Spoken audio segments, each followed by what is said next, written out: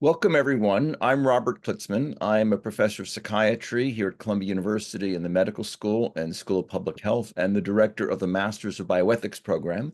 And we're delighted to welcome you to our webinar on election debrief, implications for healthcare. We have a terrific panel of experts, and we're delighted to have you join us all.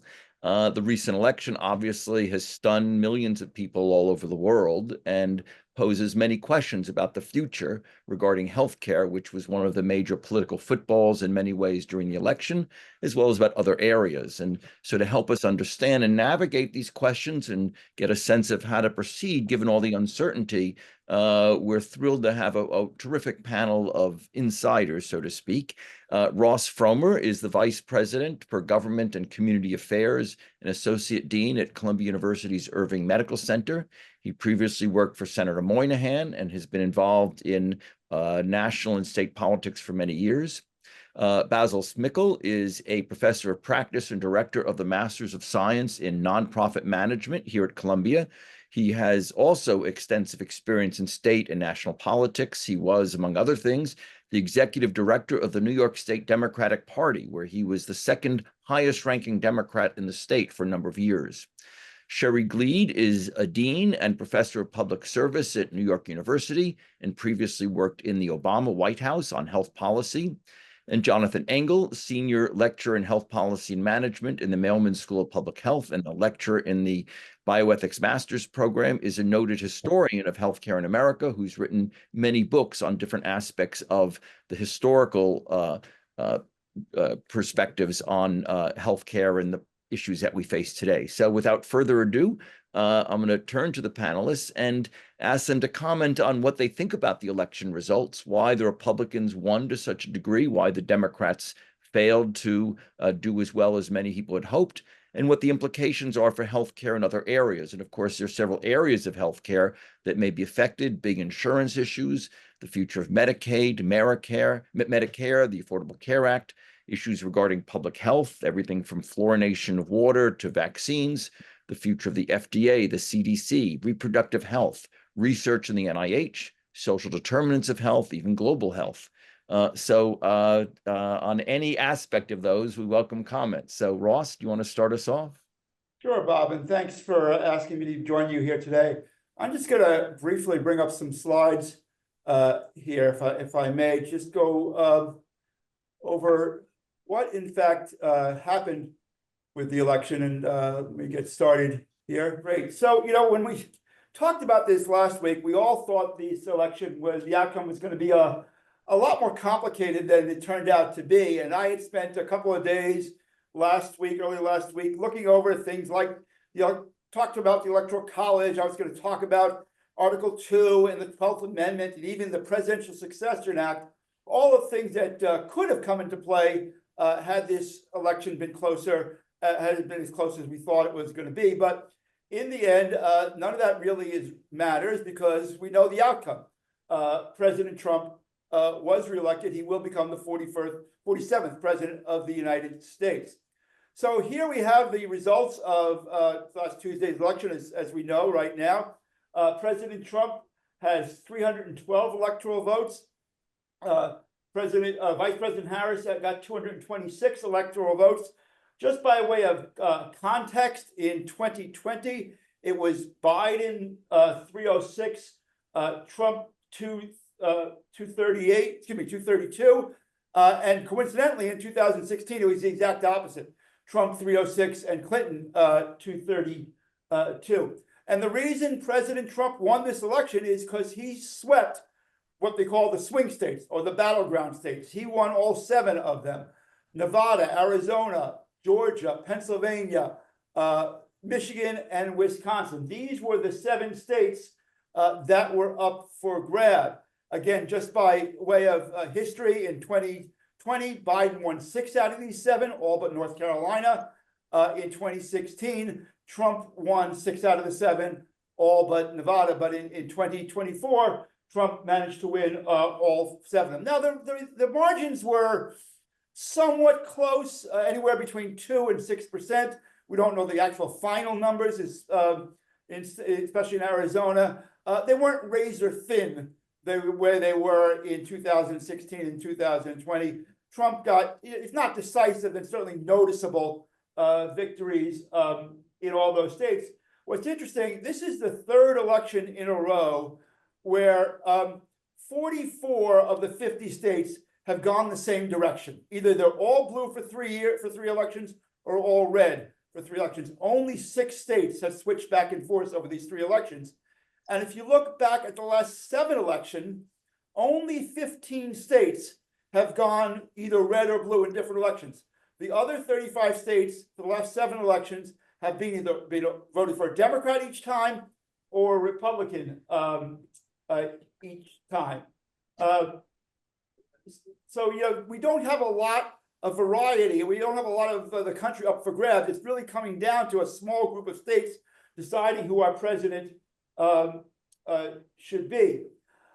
But Trump actually did do, as well as he did in those swing states, he actually did well across the country. In fact, I took a very quick look today, and his vote total in terms of percentage was actually higher in all 50 states than it was in 2020. He improved his performance in 50 states and even in the District of Columbia. Now, didn't affect the outcome. He still lost Maryland, but he lost it by less.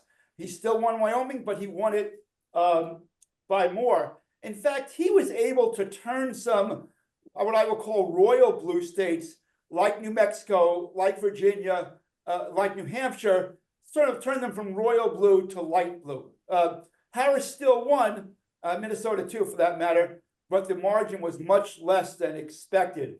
Likewise, states that people thought may have been a light red, like Texas, like Florida, Ohio, Iowa, they got much darker red, much deeper red than they were in 2020. Now, not all the votes are in yet, but what's also interesting, if you look at the popular vote, which we know does not determine the result, the actual vote of the president, but it is important to look at. As of today, Trump has 50.3% of the vote, Harris 48%, giving him about a 3.5 million vote edge over her. Now, that margin has been shrinking as we go day by day, and I think it's likely to even shrink a little bit more as more results come in. But what this is one of also the big surprises is that Trump is going to win the popular vote. Whether he gets the majority or not may still be in dispute, but he's going to win the popular vote, which I don't think a lot of people were predicted. They knew the Electoral College was up for grabs, but everybody thought that Harris would win the popular vote and that we'd have a situation like 2016 or 2016 where one candidate won the popular vote but was not elected president. What's interesting is when you look at the popular vote, Trump actually did not do that much better than he did in 2020. As of now, and these numbers will grow, he only has about 500,000 more votes than he did in 2020. The big difference is that as of now, Harris has 10 million fewer votes than Biden got in 2020. Now that will change. 3 days ago, she had 15 million fewer votes. By the end of the week, that number will be less than 10, but it's still going to be a significant drop off in the number of votes that she got. Just a lot of Biden voters, not either, some switched, but a lot just stayed home. The third parties did not play a particular important role in this election the way they may have in 2016. Their vote total, little less than 2%, is also very similar to 2020. So, the story of this election is several. One, obviously, Trump wins the Electoral College by sweeping all the swing states. He wins the popular vote, which no one expected, and the Democratic vote didn't come out for Harris the way they thought it did. Now, a caveat about that, there is actually a noticeable difference in the voter turnout in the swing states versus the non-swing states. In the swing states, voter turnout was high. Okay, Harris's drop off from Biden was minimal, not a lot, but in the non-swing states, just a lot of people didn't come out to vote. For whatever reason, they thought their vote didn't matter, but there was a big drop off in Harris voting in the state in the states that was sort of known in advance. So then we also have the Senate. And right now, and then by the way, my maps are taken from CNN. Other services, other reporting services will have slightly different view with slightly different numbers. So you see here in this slide that the Senate looks right now, and it will be 53 Republicans and 52 Republicans and 46 Democrats, with 2 yet to be decided. Now, there are many other places which will tell you that Pennsylvania has gone red, that Bob Casey has lost, and that Ruben Gallego has won Arizona. So a lot of people are reporting it as 53-47, which would be a net 4 pickup for the Republicans, and they would take control of the Senate. What's interesting, though, is Trump's coattails were not as big as you may have thought, especially considering he did have a fairly, again, maybe not decisive, but certainly comfortable victory. Again, in these 7 swing states, we had a total of 6 statewide elections, 5 U.S. Senate seats, and 1 governor in North Carolina. The Democrat looks too likely to win 5 out of those 6. The governorship of North Carolina and the Senate seats in Arizona, Nevada, Wisconsin, and Michigan, and look like we'll have a new Republican senator from Pennsylvania. So in the swing states, as much as they went for Trump in the presidential election, they tended to go for Democrats in statewide, in the Senate and gubernatorial elections. The one exception to this rule, or the one other notice on this, is that New Hampshire, which went Democrat, they elected a Republican governor. So you had a lot of split voting, which you haven't seen in recent years. I'll also note that with 1 or 2 exceptions, gubernatorial and Senate Democrats outperformed Harris. Even in states where they lost, they had a closer margin than Harris did. Even in states where Harris won, the Senate candidate won by a bigger margin. Moving on to the House, again, we don't know who's going to be the majority in the House. It looks likely that it's going to be a Republican. Right now, CNN has it as 214 Republicans, 205 Democrats, and remember, you need 218 for the majority.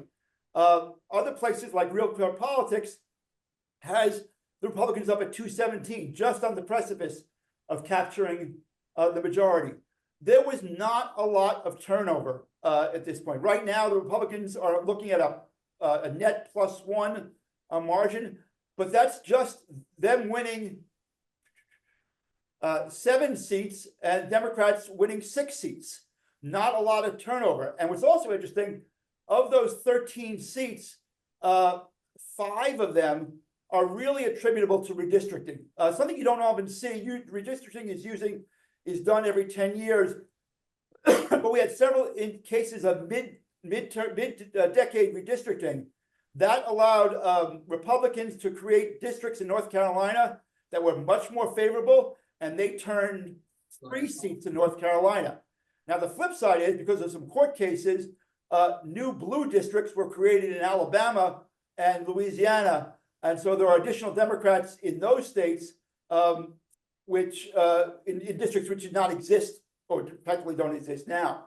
The actual pickups for the Democrats took place 3 in New York, which is interesting because this is the exact opposite of what happened in 2022. In 2022, Democrats as a whole did fairly well, much better than expected across the nation, but really performed very poorly in New York. In New York, this year, New York picked up 3 seats, 1 on Long Island and 2 upstate. Democrats have also likely picked up a seat in Oregon. Republicans have picked up 2 seats in Pennsylvania, 1 in Michigan, and 1 in Colorado. And as mentioned, about 16 yet to be decided, according to CNN, a different number compared to others. So whoever the speaker is, whether it's Mike Johnson, whether it's Hakeem Jeffries, going to have a very, very small margin. which makes it very difficult to govern, as former Speaker Kevin McCarthy will tell you. And even Speaker Johnson has had a rough time with it. It's going to be interesting to see whoever's the majority, most likely Republicans, how they manage that, especially now with a Republican president.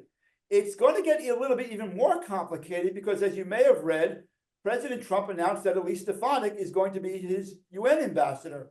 Assuming she gets confirmed, she's going to have to step down from her seat to resign from Congress.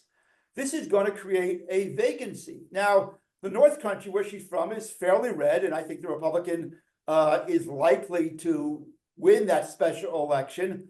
But first of all, anything can happen. In 2011, I think it was, the then congressman from that district, John McHugh, who was Republican, stepped down, taking a position in the Obama administration, and they had a special election, and lo and behold, the Democratic Bill Owens won. So anything can happen. Also notice that under New York state law, that special election will take place anywhere, I think it's between 60 and 90 days. Basil, correct me if I got that wrong, after the opening. So that seat is going to remain vacant for 2 to 3 months. And you can bet Governor Hochul is going to push it off as much as legally possible.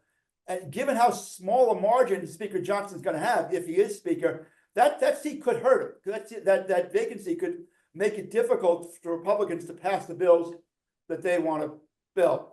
And the final point I'll make about if we do have a special election, it looks like we do, is pay attention. Republicans are likely to win, but see what the margins are. Does the Democrat do better in this special election than Congresswoman Stefanik's opponent did, last week? Special elections can often, not always, be a harbinger of what's likely to happen in the midterm elections. President Trump in 2017, 2018 had there were an unusually large number of special elections, like over 10. And while he only lost 1 or 2 seats net, in almost every one of those seats, Democrats outperformed the previous election. And sure enough, Democrats took the House in the next elections. Just something to keep an eye on. Finally, I just want to talk about some of the key issues where this was a poll taken about a week to 10 days prior to the election. And there's always a danger of just relying on any one poll. I took it because it was easy to cut and paste. But you can see that the top most important economy was inflation and prices. Immigration was number 2. Jobs in the economy, number 3. So if you can combine number 1 and 3 to sort of the economy, you can see the economy was really the most important issues. And all the polls before the election shows that Trump was much, much stronger on these top 3 issues. Yes, Harris was stronger on abortion. Yes, Harris was stronger on healthcare, but and climate and the environment, those just were not as high on people's minds as the economy and immigration. Thus, perhaps making it not so surprising that he did as well as he did. So that's sort of the table setting that I wanted to do, if you will, before the real experts start talking about what this means for policy. I threw a lot of numbers at you. Happy to answer any questions which come up in the chat. But Bob, I hope I started us off right. You did. Thank you, Ross. That was terrific, fascinating. And next, Basil, what do you think? Hi, everybody. I'm glad to be with all of you. I think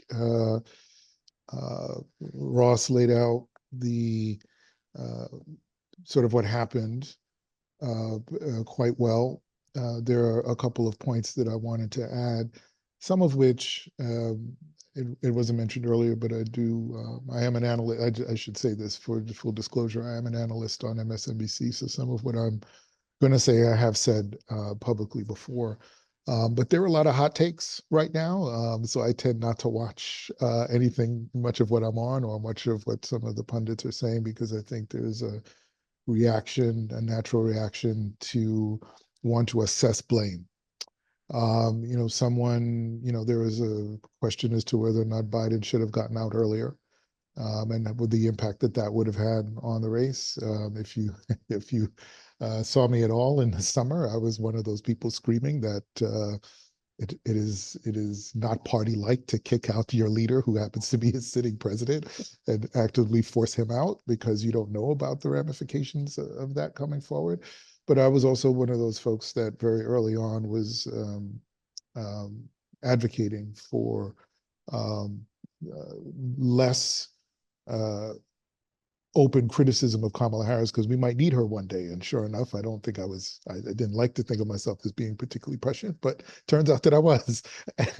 But I do think that there was a lot that happened over the last year that certainly put brought a lot of negative attention and pressure on the Democratic Party at a time when that support needed to be more crucial. I, for one, was very excited and enthusiastic about the way in which Vice President Harris ran her campaign, the $1 billion raised in, what was it, 3 months, 4 months, something that in our processes we had never seen before. So there was a tremendous amount of enthusiasm. I think there was a lot of inspiration there.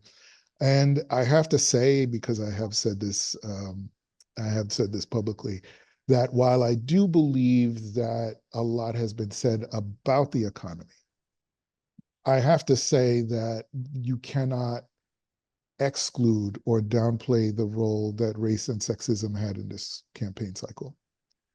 Because Donald Trump spent more time talking about what Haitians eat than the cost of childcare.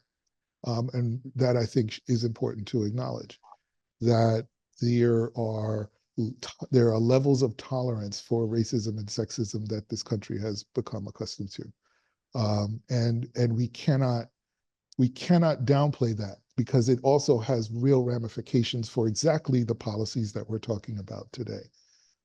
To Ross's point about Donald Trump's numbers, he did better in almost every neighborhood in New York City, than he has before, meaning that he has actually increased his vote share in almost every neighborhood in New York City. And that says a lot. It's not just about the Latino voters, although there were more Latino voters that supported him across the country. There were slightly more Black men that supported him across the country, not the numbers he thought he would get, but slightly more. There's been a lot of attention on the Latino vote, but by and large, Latino voters, maybe not as much as some would have wanted, but did support the Democrat in this race. But it is safe to say that he has increased his support, even given the language that many may find objectionable. Given that, he did increase his support among very select among specific constituencies. And largely the white men and women voted in larger numbers for him. And as before, even with the questions about the future of reproductive health. So it's an interesting cultural moment, not just a political one, but a cultural one that we're experiencing in our country right now. There's certainly a lot of reflection. There's certainly a lot of hand-wringing and a lot of attempt to assess blame.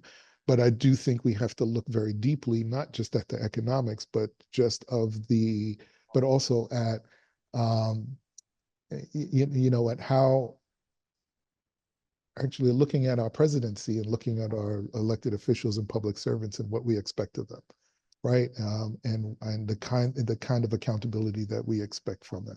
So it's a very important moment, but one of the things that I've said the other day, and to Ross's points about where we are in where the political calendar or map is right now, that we could see the Chuck Schumer has a very limited opportunity to put more judges on the bench, but Donald Trump it has the potential to further to make the Supreme Court more conservative, significantly more conservative for another generation. He has the opportunity to do that for judgeships across the country, federal judgeships across the country. So structurally, with respect to judiciary, he has an opportunity to really change our policies for a generation to come minimally. And that's something that I think there was an attempt to get that pushed through in the campaign in terms of the talking points and such.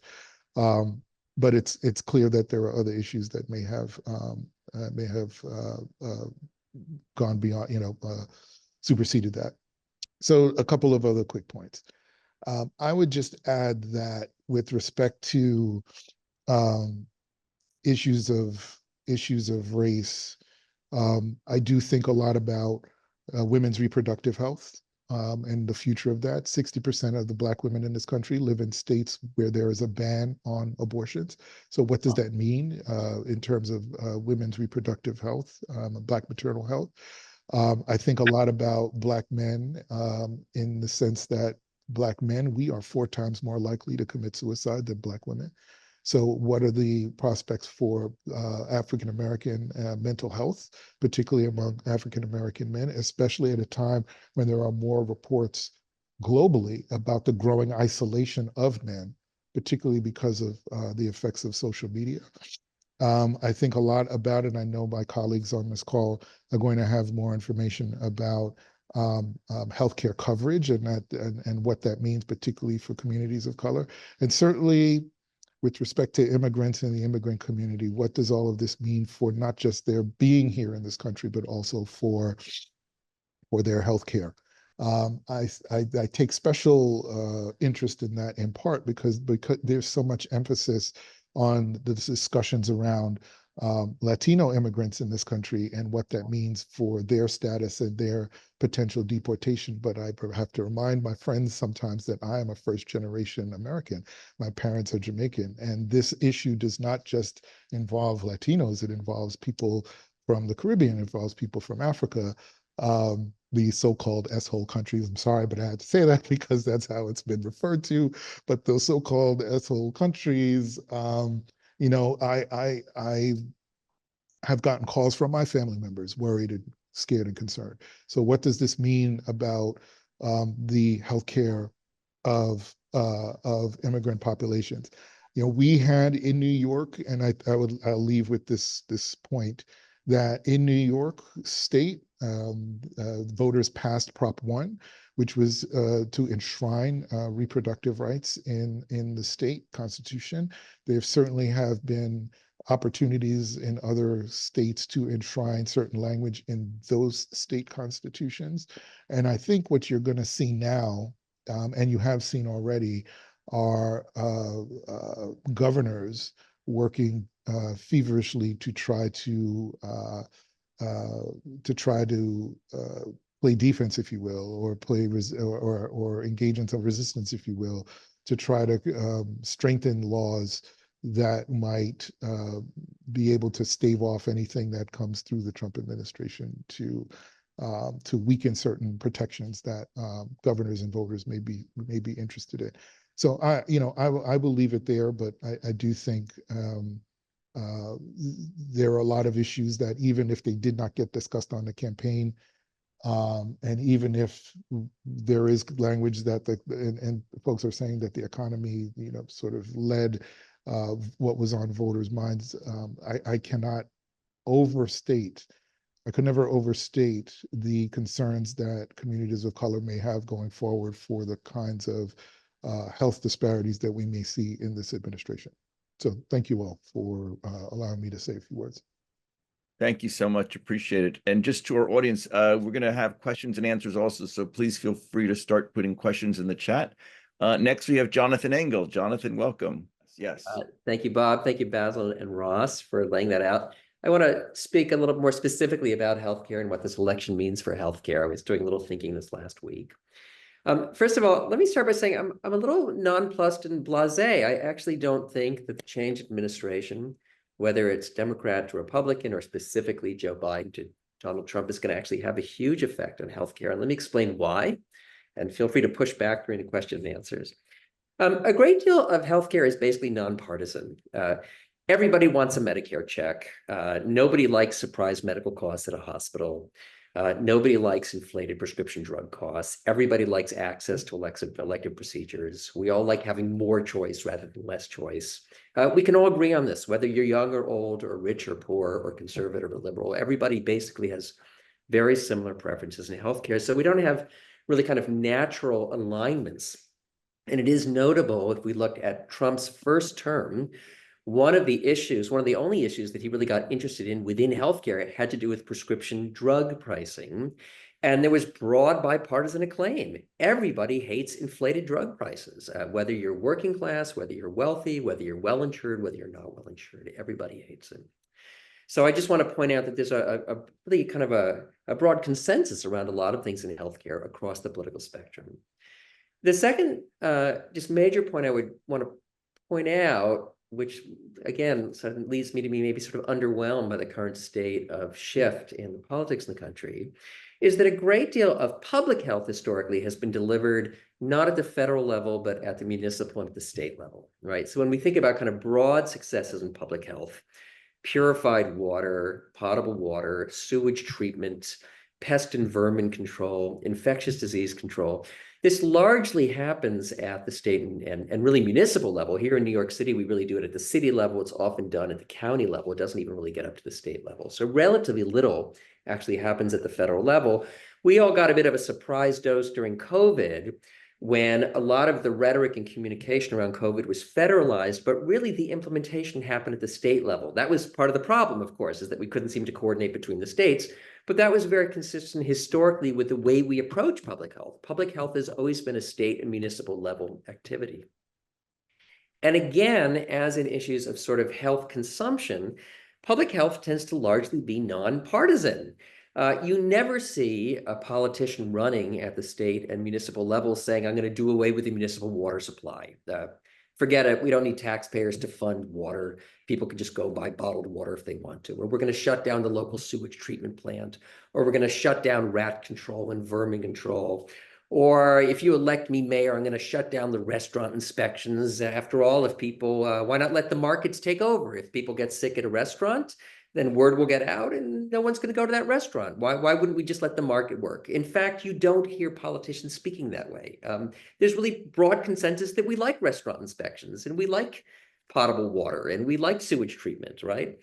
The one area where sometimes we really do have some disagreement has to do with control of infectious disease, particularly quarantine. And by the way, I'll talk about vaccines in 1 second. But even quarantines don't fall neatly along Democratic and Republican lines or conservative and liberal lines. In this last infectious epidemic, which was COVID, more liberal people tended to side with sharper lockdowns, right? There was the sense that we should really lock people down and shut down the schools, and responsible, progressive-minded people want to limit people's behavior. But if we look back at the last serious infectious outbreak 40 years ago, which was AIDS, it was just the opposite. It was conservatives who wanted to lock down things. We wanted to shut the bathhouses and identify homosexuals and lock down homosexual behavior. And there were even suggestions about branding homosexuals to make it clear that they couldn't go spreading this infectious sexually transmitted disease. And so, in fact, we had a complete switch in liberal conservative alignment between the AIDS epidemic and COVID epidemic, that the general inclination toward quarantine, toward supporting or allowing quarantine, really didn't fall neatly along those lines. So I just want to point out, things don't really break particularly well along conservative and liberal lines. And let me continue just a little give me 2 more minutes, Bob. I know Sherry wants to speak, and I'll sort of let her trump everything I've said here. But the one area where we really saw a huge amount of really vituperative political discussion over the last 20 years has been the Affordable Care Act. And the Affordable Care Act was part of a broad historical work toward broad comprehensive health reform in this country, health insurance reform. But even that doesn't really historically break down along conservative and liberal lines. In fact, historically, it broke down along free market lines, right? Whether or not you tended to want to see market-based solutions versus government solutions. But here's the great irony. The Affordable Care Act, that is what so many of us call Obamacare, is a market-based solution. So you might think that would be exactly the kind of thing that conservatives like and liberals don't like. And in fact, there was a fair amount of liberal criticism of the Affordable Care Act, that it was too market-based. So it's really very ironic that there was a great deal of Republican opprobrium to the Affordable Care Act. I've always questioned the integrity of the conservative backlash to the Affordable Care Act. It's not clear to me that conservatives really don't like it. I think what conservatives didn't like was that it was passed by a Democratic administration. It's not clear to me that in its essence, they really disagreed with the philosophy of the Affordable Care Act. I've never quite bought it. The last thing I want to say, and then I'll turn this over to Sherry, was that maybe one of the most visible arguments we've had as a nation over the last several years has been around vaccines. And I would say this, vaccines are really sort of sui generis. There is a real national public fight over vaccines. But again, I don't think it falls neatly along Republican Democratic lines or conservative liberal lines.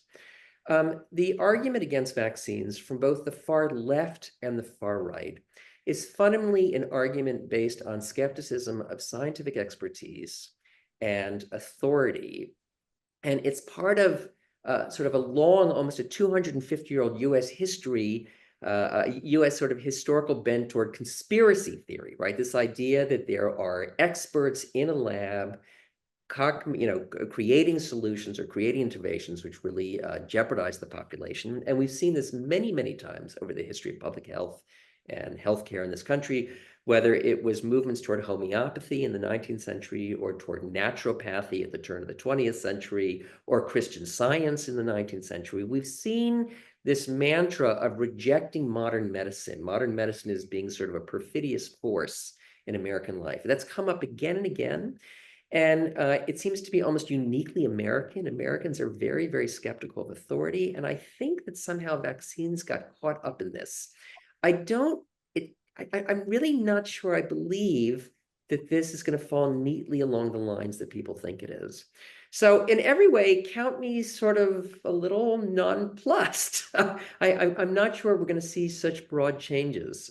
Although I think, well, I'll turn this over to Sherry at this point. I kind of agree with Jonathan that we probably will not see enormous changes, but I wanted to kind of walk through what sort of changes we might see, how they might come about, how we might think about where to look. So I think actually Bob started off by talking about the categories of action, what the health agenda contains, and it is very, very broad. Reproductive health, health insurance in the ACA, Medicaid, Medicare, drug price regulation, the prevention and public health agenda, like the CDC, vaccinations, fluoride, science policy, the NIH, the FDA, and even global health policy. So it's a very, very broad agenda. I could actually make it even broader because there are lots of pieces of health that exist in the EPA or in the Department of Labor. So they're not all in HHS. I'm going to think about the HHS stuff because that's the part I know the best. Many of the ideas are very similar if we look at other agencies as well. When you look at what the government can do, and I think Ross nicely pointed out that what we're talking about now is the entire government, because both houses of Congress and the presidency and the judiciary are pretty much held by Republicans at this point. We can kind of think through, to me, maybe 4 different direct places, ways that a new administration affects how things happen. So let me walk through those, and then I'm going to try and put it together and talk about how each of those boxes fits together. So the most obvious one is legislation. And the important thing to think about in terms of legislation is that there are really 2 kinds of legislation. As the Trump administration learned the first time around, as the Obama administration learned also. The first kind of legislation is traditional legislation like the Affordable Care Act.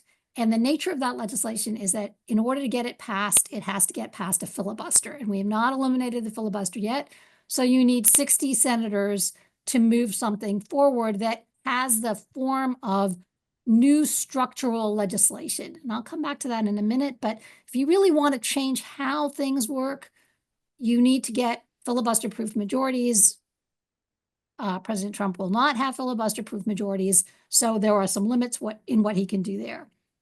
The second kind of legislation is legislation that can happen through the budget reconciliation process. That is typically legislation that has primarily budgetary impacts. There's actually a lot you can do through reconciliation, and you only need 50 votes in the Senate to do it. And President Trump is likely to have something on the order of 53, although you have to hold them all, and that can be complicated.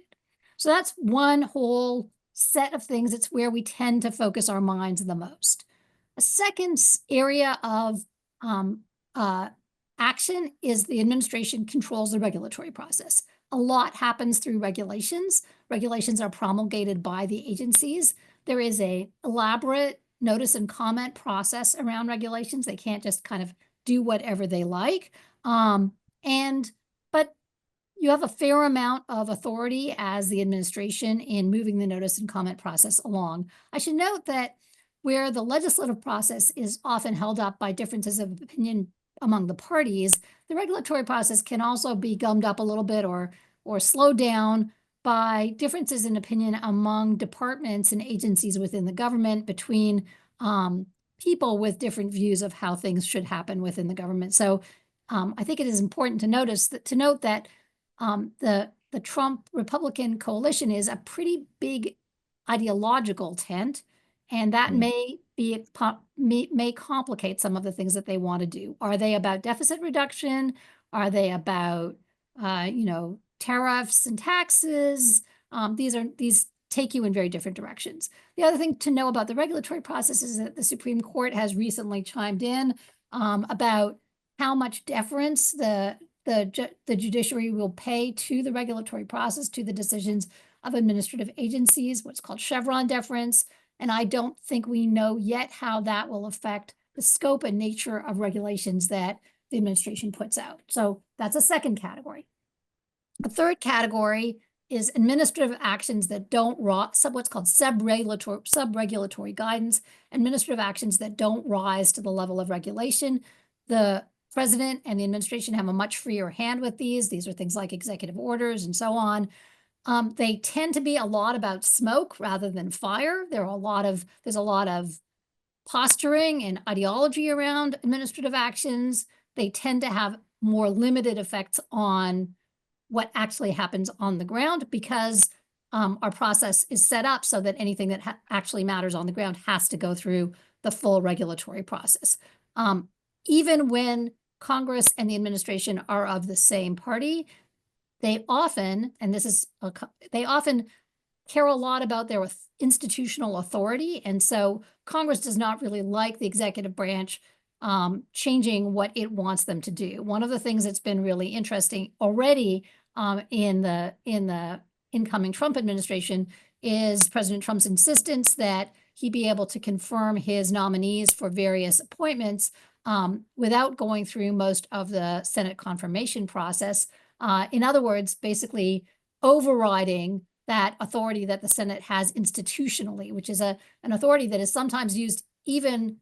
So Democrats can't confirm their own nominees very quickly either. Nobody can confirm their own nominees because the Senate tends to weigh in on these things. And the president is saying, no, I don't like that. I want to be able to do whatever I want to do from the get-go. I don't want to be constrained by the Senate. It will be very interesting to see how that plays out. And that sort of raises the last area where the president has a lot of power, and that is in making appointments. That would include judgeships, but also the secretary, assistant secretary, and so on appointments throughout the government. And beyond that, the many advisory committees that exist, especially in the health sphere, and do a lot of the work of coming up with rules on things. So one of the things that an administration that wants to move in some direction can do is sort of throw sludge in the works and make things more complicated, easier or harder to do in different directions.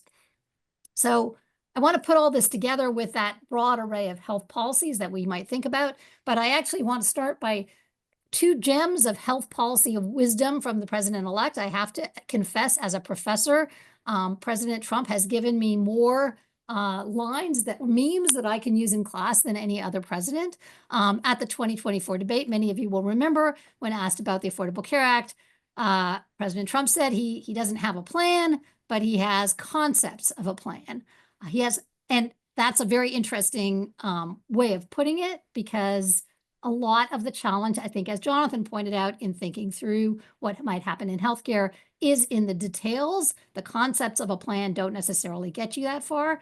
And he learned this already, because in February 2017, when he first took office, he told a meeting of governors, and I really should plaster this on my wall, nobody knew healthcare could be so complicated. So as I walk through what the issues are on the table, I want you to keep that whole framework in mind, and I'm going to zip through a lot of them, and you can come back at questions and ask more details. But let's just start with reproductive health. If you think about a 15-week abortion ban, an abortion ban more generally, that is probably something that has to go through the legislative process. It probably is subject to a filibuster. And it will be hard to hold all the senators on that. So that's sort of one way to go. President Trump has also talked about he wants to enable IVF in contrast to the abortion ban. So how could a president do that? Potentially, there is a vehicle through essential health benefits in the marketplaces. He could require health plans to cover IVF. In some states, they already have to, and others not. And he could mess with ERISA, although that will pit his, ERISA is the law that governs self-insured health plans. Most people have their health insurance through self-insured health plans, but messing with ERISA will really alienate his business coalition. So getting movement forward on IVF, he has very limited scope to be able to do that, although that's one of the things he said. What about the ACA and health insurance more generally? You may remember repeal and replace. In order to do replace, the repeal part is not that complicated, but that catastrophic, which I think he realized in 2017. The replace part is complicated because it's hard to replace something without a structure. And to do a structure, you probably have to pass legislation that could be stopped by a filibuster. So if you think about there is no obvious consensus in which direction to go among Republicans right now, unlike I think the situation when Obama came in, where I think there was considerable consensus about what the form of the new healthcare legislation would look like. That does not exist at this moment. I don't even know what the concepts of it are. So getting serious legislation through, I think, would be very difficult. But on the other hand, the ACA has had tremendous success. The uninsurance rate has dropped by half. It's under 8%. But part of that is due to some changes that are going to expire on their own. Perhaps most importantly, the Inflation Reduction Act enhanced the subsidies available to people buying insurance in the marketplace. Currently, about 6% of the population of the United States gets their health insurance through the Affordable Care marketplaces. That legislation is set to expire next December. If it is not re-upped, a lot of people are going to wind up spending a lot more for their health insurance. Interestingly, a lot of those people are probably Republican voters, or they are in states held by Republicans. So that will not be a very easy thing to manage politically, but there's quite a bit of money in it. And if the administration wants to move money towards taxes or tax cuts or something, I think the Inflation Reduction Act subsidy enhancements are very much at risk. Beyond that, if you think about the regulatory agenda, there's quite a lot of things that the administration did do the first time around to sort of undermine the functioning of the marketplaces as a single risk pool, that is keeping healthy and sick people together in the marketplaces, making sure that less healthy people continue to get affordable coverage. And that can be undermined by a bunch of things that are done in a much more technocratic way, like something called risk adjustment, the rules governing short-term plans. So there is a big regulatory agenda around the Affordable Care Act and the marketplaces. And there is also a big administrative agenda because a lot of the marketplaces are run by the federal government. By underinvesting in marketing and so on, you can undermine those marketplaces. Okay, so now let's turn for a moment to Medicaid, the largest single health insurance program in the United States right now. Also, the place, I think, as Basil pointed out, one of the big worries, I think, coming out of this election is that we will give up on a lot of the agenda that has really been built around equity. CMS the Center for Medicaid Services has put a lot of effort into trying to improve equity through its programs.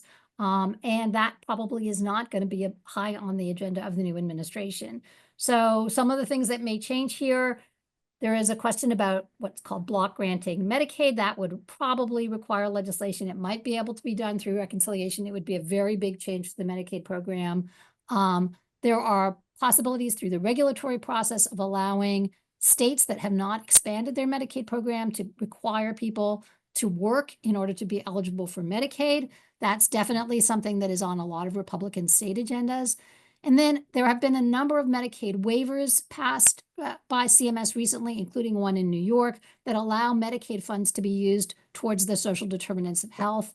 I expect that movement is going to be ending here. All right, what about Medicare, everybody's favorite program?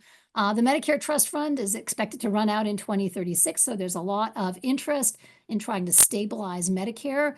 The biggest issue in Medicare is Medicare Advantage, and how to control Medicare Advantage. That is one where there is no consensus, I think, among Republicans as to what to do. And it's one that would have to be dealt with through legislation, and has strong impacts on the deficit. So there's another place where that big Republican tent is going to be challenging to manage. Drug price regulation, Jonathan talked about how that's very popular. Parts of it are very popular, parts of it are less popular. The insulin price cap, for example, I think is very popular, but the legislation that allows the Medicare program to negotiate the price of drugs, which has saved a lot of money for the Medicare program, has really annoyed a lot of drug companies.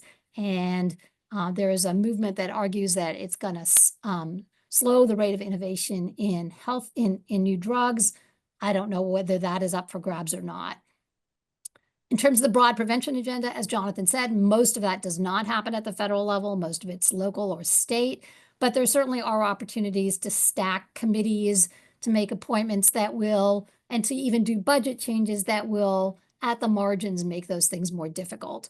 Similarly, with science policy, there's a lack of appreciation perhaps for science. If there are budget issues, there's the potential for deficit reduction by cutting, for example, some of the NIH budget. I think that is, I think there are real differences of opinion about whether that should happen, but certainly it is a place that one could look for money. And then the final thing, which I think is perhaps the most challenging, is global health policy. This is not an administration that is terribly interested in global health or global anything, and I don't think Congress is very much interested in that either. So that may be a place where there is more action. Let me stop there because I just gave you the entire HHS agenda in like 2 minutes in a coconut shell.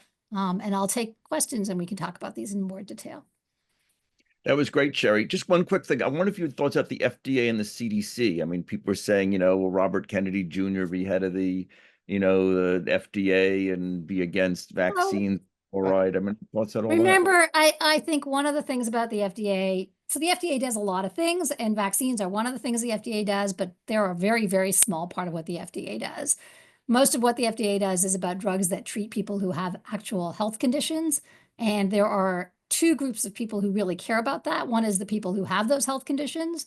They're a pretty effective lobby, and they're well spread out across Congress because everybody's got an uncle or a child or a relative who's got something wrong with them. So that is not, people are not interested in limiting that. And at the same time, pharmaceutical companies and all that happy American manufacturing. So I'd be pretty doubtful that Robert Kennedy is going to be the FDA commissioner.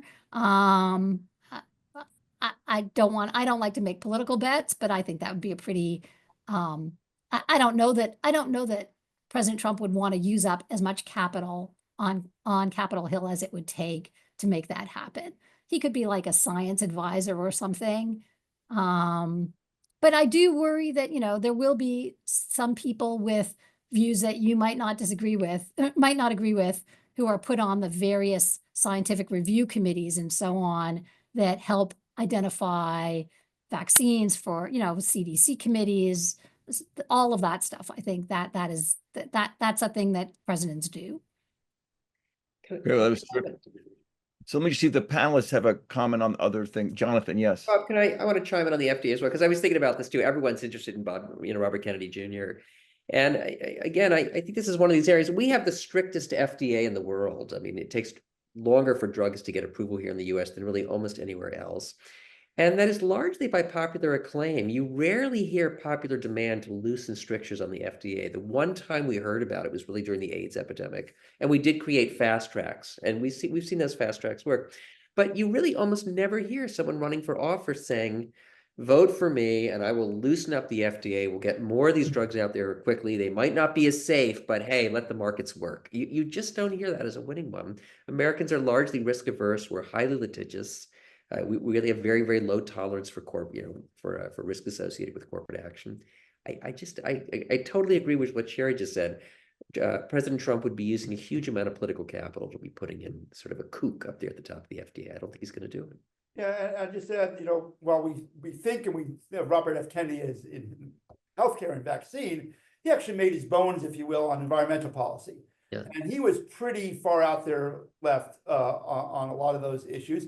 And I think that, perhaps once some other folks in the Trump coalition realize who he is, and if he starts butting into environmental or regulatory issues over there, he may not get the best reception that he thinks he will. And as we all know, and I don't mean to get too political here, it's not hard to go from being Trump's best friend to being Trump's worst enemy pretty quickly. I read some, my wife told me, and I can't properly cite it, I don't remember that, Robert F. Kennedy could end up going the way of Chris Christie, and go from being a part of the team to being an outlier pretty quickly. Who knows?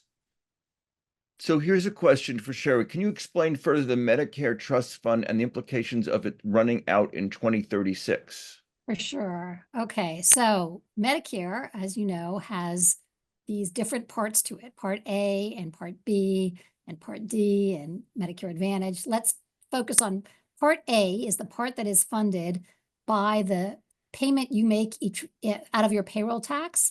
All of us pay a hospital insurance payroll tax.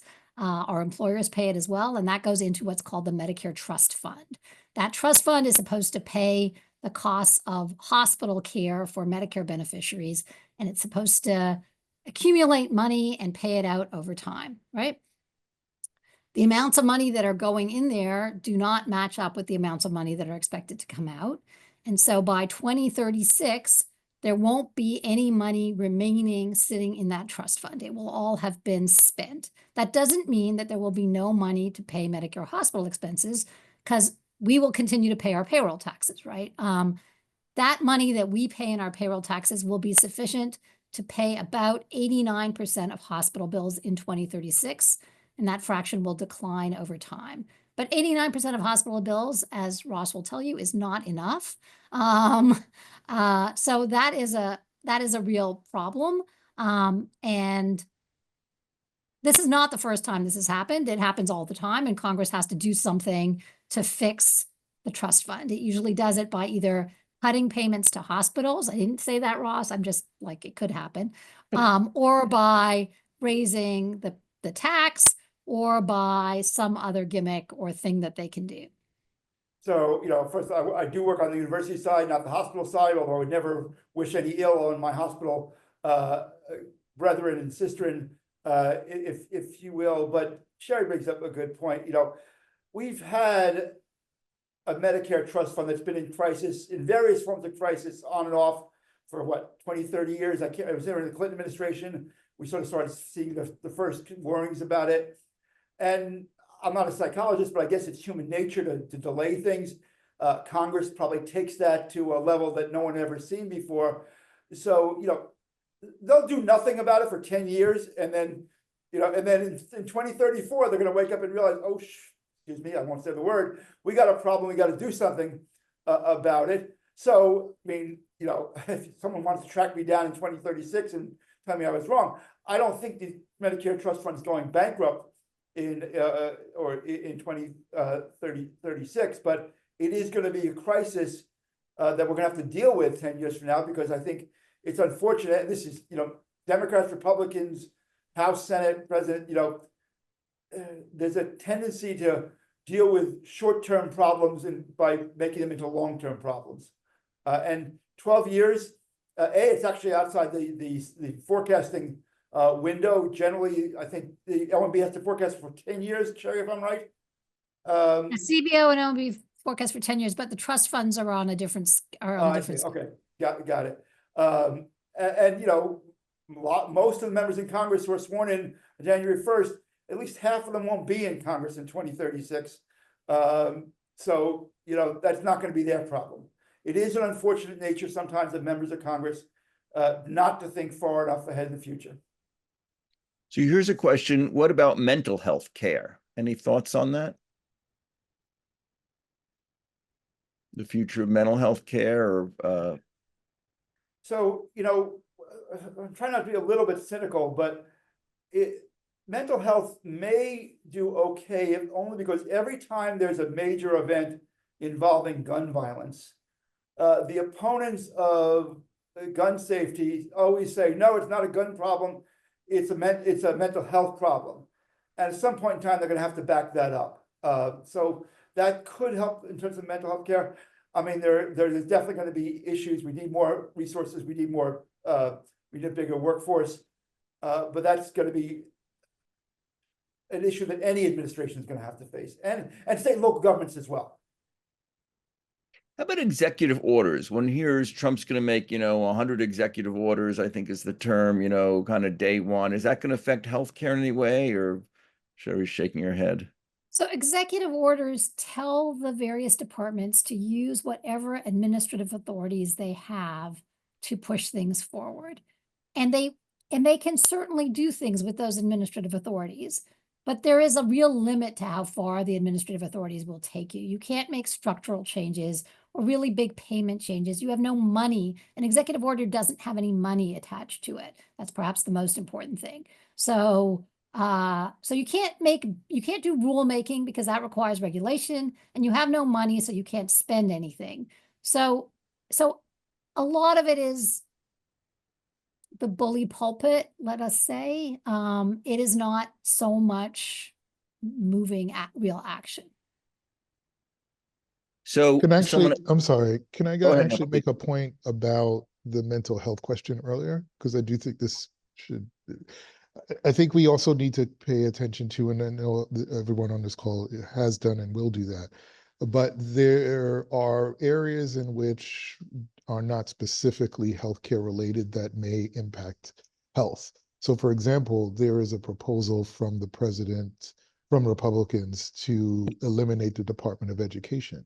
So what does that mean? That means that you have things like Title I and Head Start that could be completely cut. Now, that obviously means that for schools, particularly for the harder served communities, that they would lose a lot of funding. So there is a question of the sort of ripple effect of all of that, right? Like, how does that impact the ability to get mental health professionals into schools, guidance counselors? What will the impact and the loss of those funds have? Even for day-to-day teachers being able to engage students that really need that kind of support and service. So there are other agencies that sort of impact a lot of these issues that do have an impact on health, mental and otherwise. a few questions about transgender health, so gender affirming care and the impact on that or the future of that. Any thoughts on that? It's going to be hard, I think. Well, I mean, So there is, go ahead, John. go ahead, Jonathan. I didn't really want to address transgender. I wanted to pull it back to something about costing and legislation, but stay on transgender and then come back to me. Okay. So the first thing is, there isn't that much space for the federal government to step in here. The regulation of the actual health industry is mostly a state issue and not a federal issue. So yes, of course, the federal government can override the states in various ways, but it's not a trivial thing to do. And so this is one where I would expect there will be executive orders. There will be certainly restrictions perhaps on Medicaid funding, because the federal government has authority there. But much of this action is going to happen at the state level, where there's much more ability to regulate the actual functioning of hospitals and doctors. John? Do you agree? I agree with you, Sherry. Yes, and I actually wanted to comment on something that Sherry said before, which is that it's quite hard to pass new laws. You have to be able to get through a filibuster-proof majority, and it's even fairly hard to get new regulation through because you have a fairly long comment period and a lot of industry weighs in. But a number of laws are passed in such a way that there's a sunset clause in it. That is, that the law naturally dies its own death at the end of a period of time. And there actually is a somewhat important law that's going to happen. And that has to do with the secondary set of subsidies that are built into the Affordable Care Act. So the Affordable Care Act was largely about creating a marketplace for people to buy individual health insurance policies. And it's been super important and super helpful. One of the things the Affordable Care Act did was put a lot of subsidies out there, put in subsidies to help people pay their monthly premiums. And then there was a second set of subsidies that were put in to help people pay their annual deductions, their co-pays and deductions, which can be quite considerable. They could be $9,000 a person. Those subsidies were allowed to expire. In fact, they were killed under the first Trump administration in 2017. And in fact, we immediately saw a gradual fall off in the number of people enrolling in those Obamacare plans. Then under President Biden, those subsidies were reinstated as part of the Inflation Adjustment Act, the inflation, whatever it was. Reduction. And almost immediately we saw a rise in the number of people. Those are called CSR, cost savings reductions. Cost savings reductions, yes. So those are there's subsidies that are built in to help people pay their co-pays and their annual deductibles. And I just want to show a graph that's pretty compelling. So there you can see, this is the number of people actually buying an individual health insurance plan on the exchanges. Some of them are buying it on the federal exchange, and some of them are buying on the state exchanges, those states that have exchanges. You can see that the Affordable Care Act, that is Obamacare, was implemented in 2013, and immediately millions of people start buying these individual policies. People had never been able to get health insurance before. Now they could buy health insurance. And in fact, fully 80% of the people who were buying health insurance on the Obamacare exchanges were getting subsidies. That is, it's the norm to get a subsidy on the exchange. Relatively few Americans are paying full freight for their own health policy, for their own health premium. Now you can see in 2017, when those cost-saving reductions were pulled back by the Trump administration, you begin to see a fall off in the number of people who are buying policies. And then when those cost-saving reductions were re-implemented under Biden, it really begins to shoot sharply up. Those second sets of subsidies are set to expire.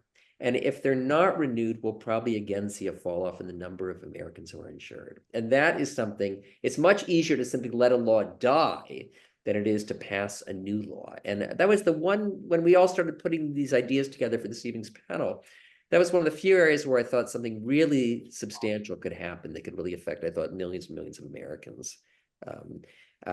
Again, I'm not sure. I'm not a political scientist. It's not clear to me that that's politically advantageous. As Sherry pointed out, a lot of the people buying policies on the exchanges are Trump voters. I mean, it hits kind of the working class, middle class voter. So it's not clear to me how this plays out politically, but that was something I was thinking about. So we have a few questions about Chevron. Here's one question. I wonder how you feel about the end of Chevron deference. If courts do not need to defer to an agency's interpretations of statutes in its purview, might we be more protected from potentially poor choices to lead some agencies? And perhaps deference will matter less to Republican appointees if judicial review has become compromised and partisan toward conservative interpretations anyway, or thoughts about that?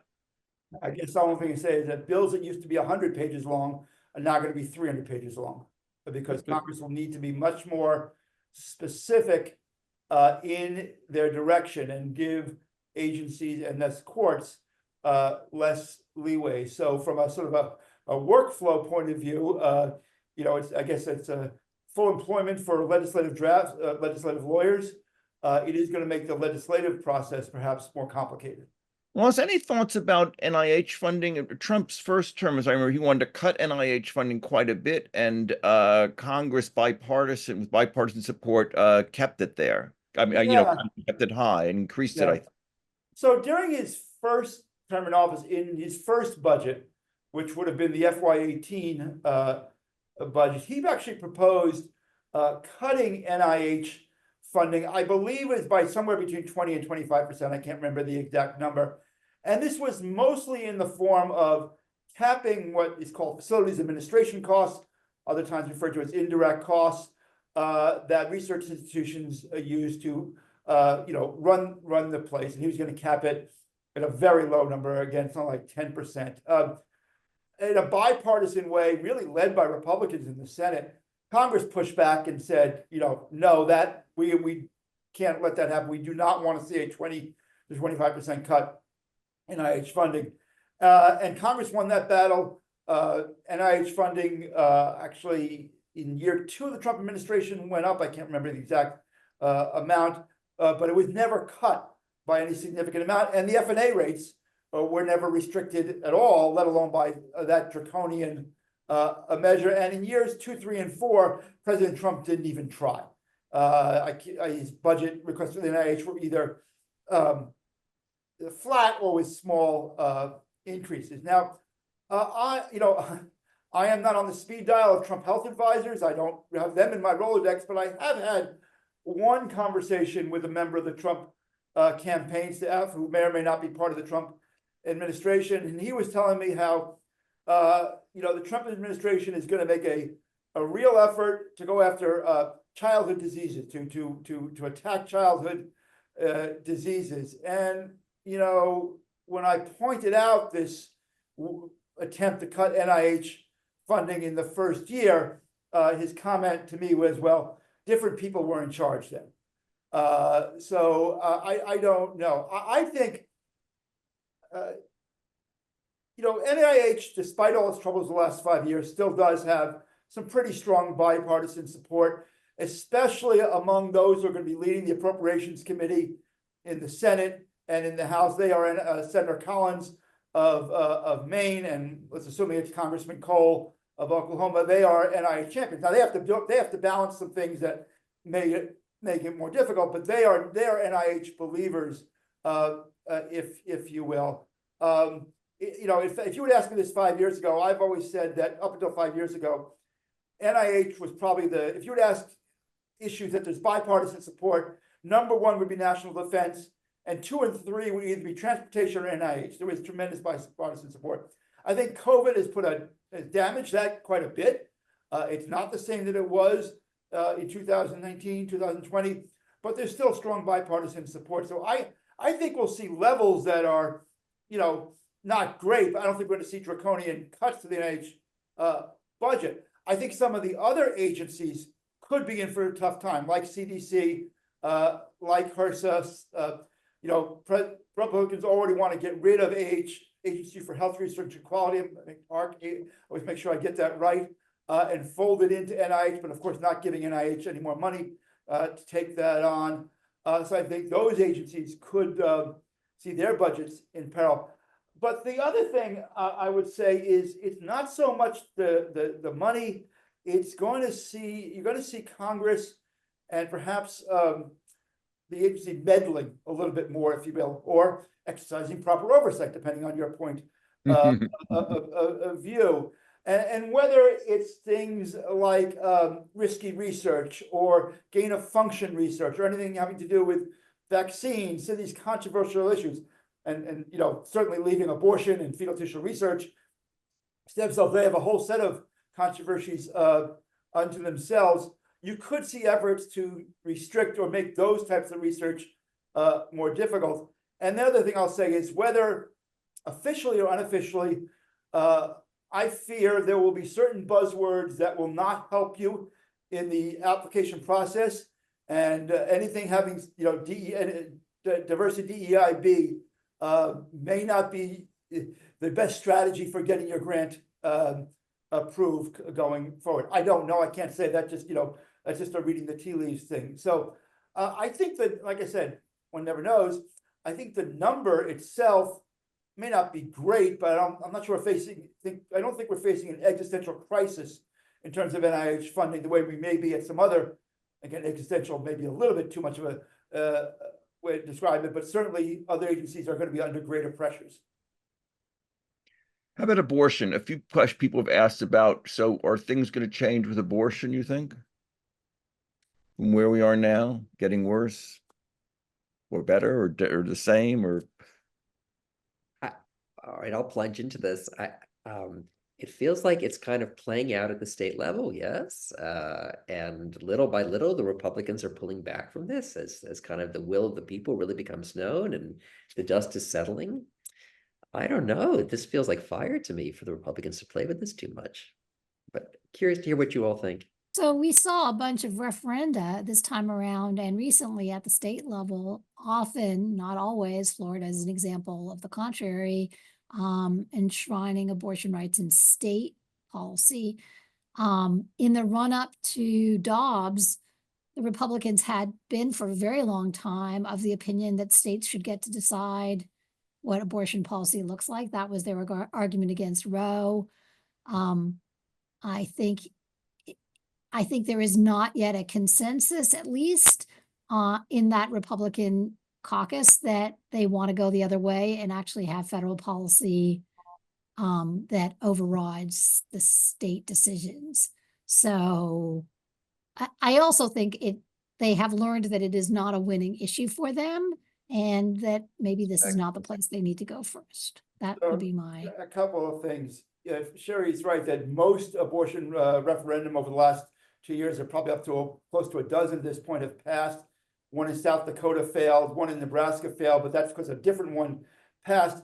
The Florida resolution, although it failed, actually got a majority of the votes. I think it was like 57%. But under the Constitution of the state Constitution of Florida, for any referendum, not just this one, you need 60%, which is a high number for anything. You can't get 60% to agree that milk and cookies are a good thing. So it got a majority. Certainly in 2022, reproductive choice, reproductive health, however you want to call it, abortion was a big winner for Democrats. I talked before about special elections. If you look at the first 2 years of the Biden administration, all the special elections that took place between the time President Biden got in office and the time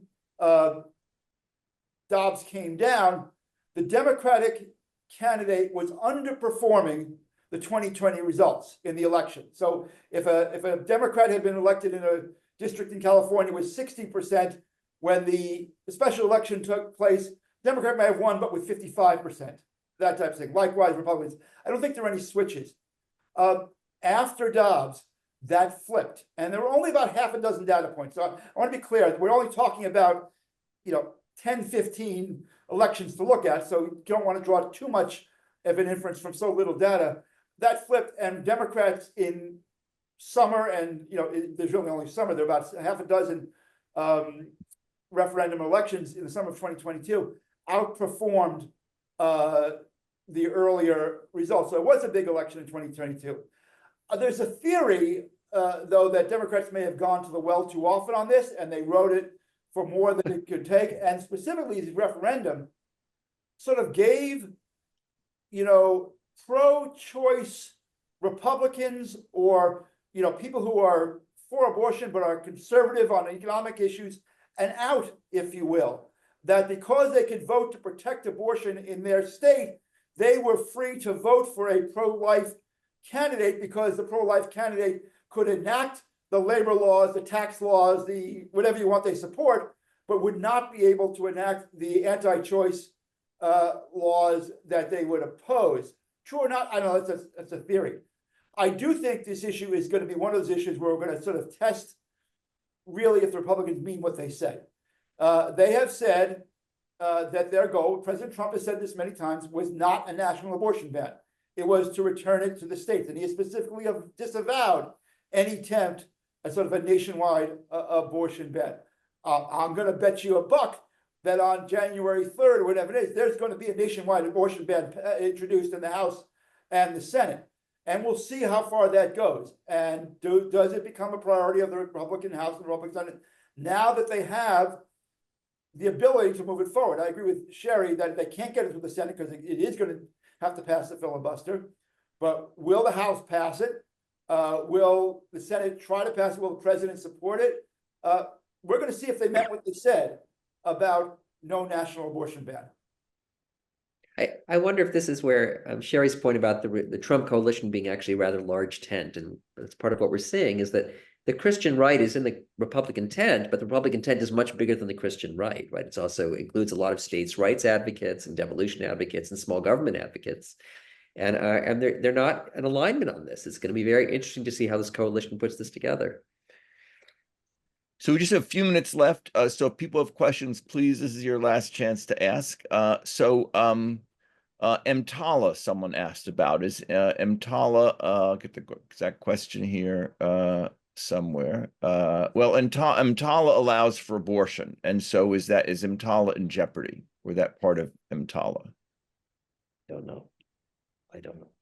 I mean, EMTALA is a much, much bigger bill than just abortion. It's basically, you know, oversimplifying things here a lot. A bill that requires emergency rooms to treat patients who come in their door. And there was an Idaho case that went to the Supreme Court about the Idaho law interfering with that right. So no, I don't think you're going to see a repeal of EMTALA. Are they going to try to tweak it? You know, who knows? I think that's what you can see.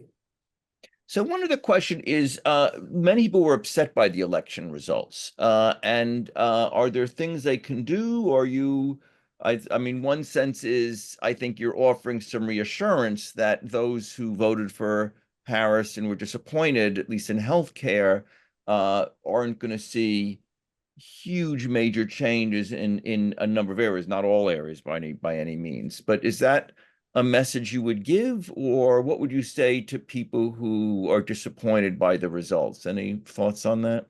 Well, I think Can I there go? are a lot.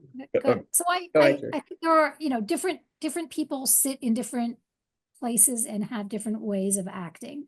One piece that I think is really important that Jonathan did point out is that a lot of health policy happens at the state and local level, and people should continue to get involved and push the kinds of agendas that they care about at the state and local level. A second piece is that regulatory process that I described, where I think a lot of the action will happen, has a lot of avenues for public input, especially by organizations. People don't use it as much as they could.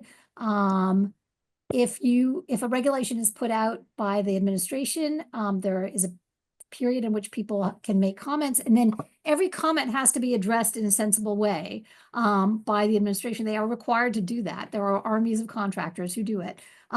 So, you know, make your voice heard, make your local congressperson aware of where your priorities are. I do think 2018 was quite a wake-up call for the Trump administration, because many health policy issues were on the agenda and it didn't look good for them. They didn't do well. So I think as long as we sort of keep the momentum up and say, here are the things that really, really matter, I think that can be very powerful. Well, first, Can I jump? Oh, go ahead, Jonathan. oh, I'm just going to say very quickly, you know, in some ways we have a playbook already, because he was already president once, and he actually didn't get a whole lot done the first time. The big thing was the tax cut in 2017. He's really said again and again, if you listen, if you go past all the bombast, there's two things he really wants to focus on. He wants to focus on illegal immigration, and he wants to focus on imports from China and putting a tariff. Those are the two big ones that come through again and again and again. And I think he really will. Those really appeal to his base. Everything else is very, very noisy. It's not clear how much perseverance he has and how much tenacity he has, whether or not his supporters really care about a lot of things he spoke about. I think those are the two big ones. So first, let me say that, you know, regardless of my personal beliefs, Columbia is a nonpartisan, as a nonprofit, and does not take positions on who should or should not have won the election. You know, there are two ways to look at this. If you're Trump, you realize that in 2018, you lost the House in 2016, you lost the House in 2018. So you can look at it, okay, I got 2 years to do as much as I'm going to do. I'm going to be aggressive as possible, and I'll deal with the consequences in 2026. Or you can try to tone it down and say, I don't want to make, you know, I want to get as much done as I can, but I don't want to alienate folks. I mean, knowing his personality, the way he operates, what I've heard, he's going to probably choose the latter and try to get as much done in the first 2 years. But Jonathan is right that other than reshaping the judiciary, and one should never discount that, the Tax Cut and Jobs Act was his really only signature piece of legislation. Obviously, he did some other stuff, but that's the one that's going to go down in the history books. I think you do have to be, I mean, I do agree with Jonathan that his priorities are going to be, you know, these new tariffs, which is, if you study history and economics, it's just really interesting, because everything I learned in high school is Republicans love a free market, Democrats want trade barriers. And now we're seeing a sort of a flip on that, and immigration. And my fear is, and you know, I'm not an expert in economics, but those are two things which could lead to inflation, could bring back inflation. And if we get serious inflation again, like we did in 2021 and 22, that's going to affect healthcare. It's going to affect everything. I want to say one more thing, which is that we've all been talking about what the administration can actually accomplish in terms of legislation, regulation, and administrative action. I think one of the things that disturbed people about Donald Trump is not the things that he does or didn't do, because I think he didn't do very much in 2016 to 2020. I mean, I think his legislative record is pretty anemic. But the atmosphere and the attitudes that he took, the way that he spoke about people, the feeling there was in the country, I think Basil pointed out the dismissal of kind of issues of equity and racism and that will be sitting with us and is very corrosive. And again, I think it is something that one way to think about that, though, is to think about what do you do at the local and state levels that offsets what will be that kind of attitude at the federal level. It's very well said, Jerry. Yes, well, very well said. Other thoughts on these issues? I mean, one other comment is, this was in the someone commented that we're all none of us are poor people. Basil had to go, but those of us left here, the four of us are white. And I thought Basil's addition were very important. But there's been criticism that the Democrats were too elitist, or that the rest of the country is anti-elitist. Any thoughts on that? Here we are, academics, academia may be under threat. Well, if I could throw it, not so much about race, Bob, but I mean, what's very, very clear, we're all roughly the same age, and we all grew up at a time when organized labor voted Democrat. I mean, if there was anything you knew, it's that the labor movement voted Democrat, and it really no longer does. That's a huge shift. I'm not sure I understand it. I think if you really look at the policies that have been enacted under Republican and Democratic administrations, the Democratic administrations really are better for labor, just on a lot of objective measures. But somehow the rhetoric of the Democratic Party or the vision of the Democratic Party, I don't quite understand it. It no longer speaks to people who see themselves as working class. It's very real. We've seen it repeatedly. If the Democrats want to become an influential party again, they've got to begin to pull back labor. I don't know how to do it, but it's very real. Well, Reagan did, if I got the Teamsters of the AFL-CIO, that which was if I remember correctly, that was sort of the first time in my lifetime that a Republican president got a major union endorsement. Yeah, this many years ago, a friend of mine once said it was talking about the bottle bill in DC, and she was for it, and someone pointed out that she didn't live in DC, she lived in Maryland. She goes, "I'm a Democrat. Of course I care about things that don't affect me." And in one sense, that's great. You're altruistic. On the other hand, it's a little bit of this issue that we know better than you. And that's an attitude which did not serve Democrats well in this election. And I think people, rightly or wrongly, sense that. And, they were tired of being told that inflation wasn't a problem when it was for them. They were tired of being told that if you're concerned about immigration, you're a racist, when they're really just concerned about some of the issues happening on their street corner.